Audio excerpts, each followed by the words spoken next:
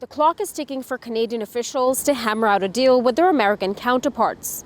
That's to avoid the new 50% U.S. tariffs on some $30 billion in Canadian goods. And even though the North does not export a lot to the States, leaders say they're bracing for impact. Bad for the Americans who are actually paying those costs, and they're bad for the Canadians who also see increased costs when things go back and forth across the border. So we're already feeling the impact of the initial tariffs in terms of the cost of bringing equipment to the territory for things like mining operations, obviously the impact on diamonds. The additional duties will impact electronics, dairy, alcohol, and wood. Part of Canada's focus is to get Trump to also lower existing tariffs on industrial products like steel, aluminium, vehicles, and lumber.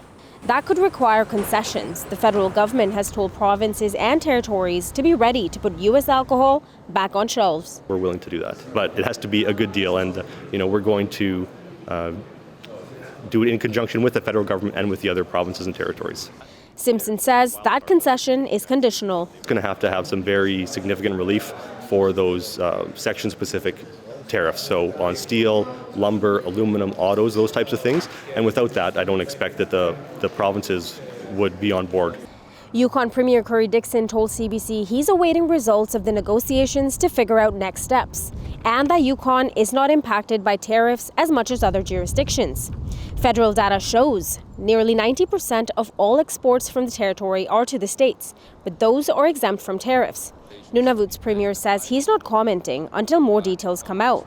Business leaders in the North say Northerners won't be immune to the impact. It does mean that it's more difficult to bid on projects.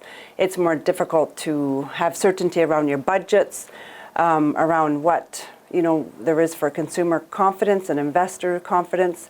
It really does have an effect in the very short term, but also in the longer term. Hansen says she's confident that Canada is prepared to respond.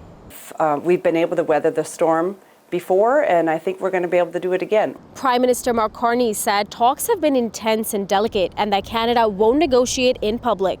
He says Canada is prepared for all outcomes. Saloni, Bhugra, CBC News, Yellowknife.